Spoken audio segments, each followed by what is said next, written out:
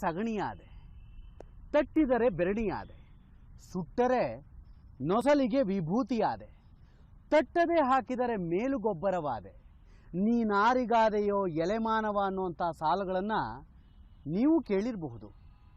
ಹಸುವಿನ ಹಾಲು, ಮೊಸರು, ಮಜ್ಜಿಗೆ, ಬೆಣ್ಣೆ, ತುಪ್ಪ ಆದರೆ ಹಸುವಿನ ಸಗಣಿ ಅದು ಕೂಡ ಉಪಯುಕ್ತ.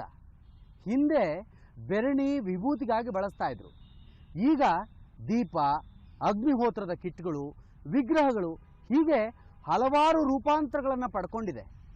ಹೀಗಾಗಿ ಹೈನುಗಾರಿಕೆ, ಅದರಲ್ಲೂ ದೇಸಿ ಹಸುಗಳ ಹೈನುಗಾರಿಕೆ ಆಧುನಿಕ ಯುಗದಲ್ಲಿ ಲಾಭದಾಯಕ ಉದ್ಯಮವಾಗಿದೆ. ಇದನ್ನು ಮನಗಂಡಂತಹ MBA ಪದವೀಧರರಾದ ಸೂರತ್ಕಲ್ನ ಹರಿಕೃಷ್ಣ ತೋಡಿನ್ನಾಯ ದೇಸಿ ತಳಿಗಳ ಹೈನುಗಾರಿಕೆಯನ್ನೇ ಪ್ರಧಾನವಾಗಿಸಿಕೊಂಡು ತಮ್ಮ ಬದುಕನ್ನು ಹಸನಾಗಿಸ್ಕೊಂಡಿದ್ದಾರೆ. ಬನ್ನಿ ಅವ್ರ ಬಗ್ಗೆ ಇನ್ನಷ್ಟು ವಿವರಗಳನ್ನು ತಿಳ್ಕೊಳ್ಳೋಣ.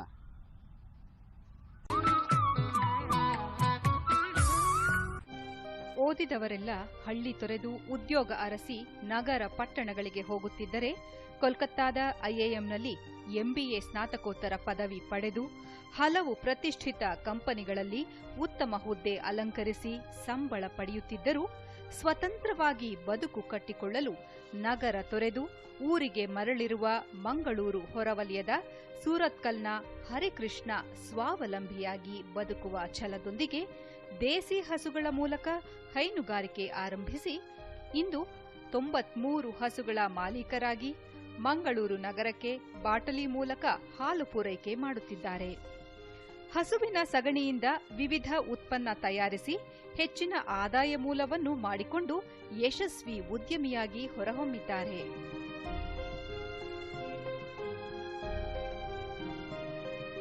ಇವರ ಡೇರಿಯಲ್ಲಿ ಗೀರ್, ಮಲೆನಾಡು ಗಿಡ್ಡ ಸೇರಿದಂತೆ ಹಲವು ದೇಶಿ ಹಸುಗಳ ತಳಿಗಳಿವೆ. ಇದರ ಹಾಲಿನಿಂದ ಶುದ್ಧ ಬೆಣ್ಣೆ, ತುಪ್ಪ, ಪನ್ನೀರ್, ಮಜ್ಜಿಗೆಯನ್ನು ತಯಾರಿಸಿ ಮಾರಾಟ ಮಾಡುತ್ತಿದ್ದು, ಪ್ರಧಾನಮಂತ್ರಿಯವರ ಸ್ಥಳೀಯತೆಗೆ ಧ್ವನಿಯಾಗಿ ಎಂಬ ಕರೆ ಈ ಉತ್ಪನ್ನಗಳ ಮಾರಾಟಕ್ಕೆ ಚೈತನ್ಯ ತುಂಬಿದೆ.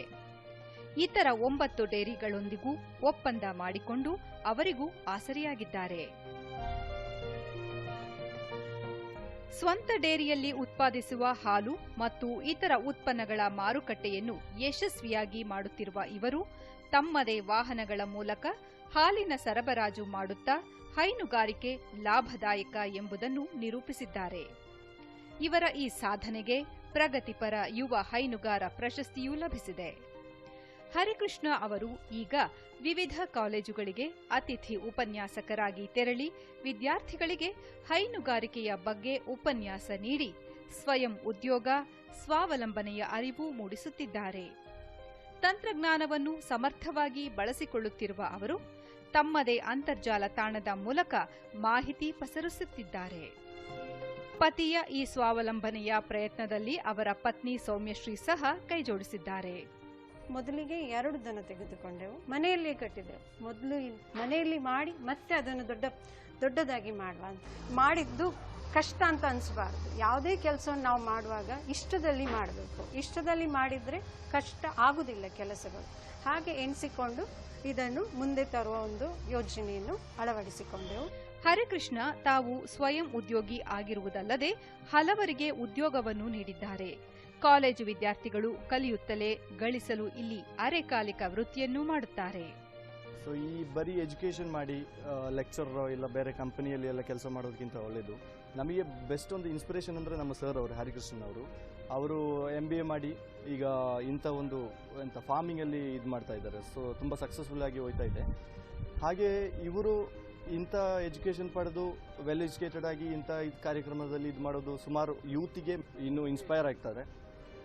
MBA ಪದವಿ ಇದ್ದರೂ ತಾವು ಹೈನುಗಾರಿಕೆಯ ಉದ್ಯಮಕ್ಕೆ ಬಂದ ಬಗ್ಗೆ ಹರಿಕೃಷ್ಣ ಹೀಗೆ ಹೇಳುತ್ತಾರೆ. 21 ವರ್ಷ ಕಂಪನಿ ಕೆಲಸ ಮಾಡಿದೆ.